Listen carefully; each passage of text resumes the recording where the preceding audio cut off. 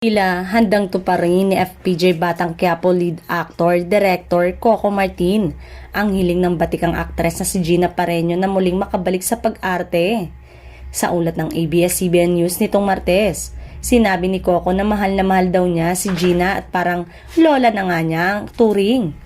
Lola ko yan, sobrang mahal na mahal ko yan. At si Tita Gina, isa sa mga nag-alaga at nagturo sa akin nung nagsisimula ako sa TV, saad ni Coco.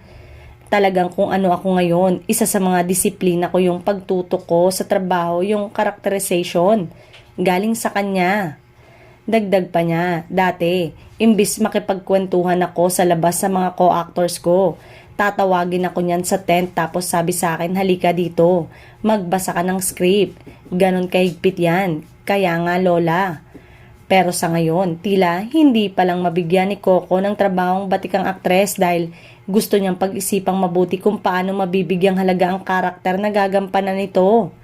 Matatanda ang muling inihayag ni Gina ang kagustuhan niyang makabalik sa telebisyon nang makapanayam siya ni ABS-CBN showbiz reporter MJ Felipe noong October.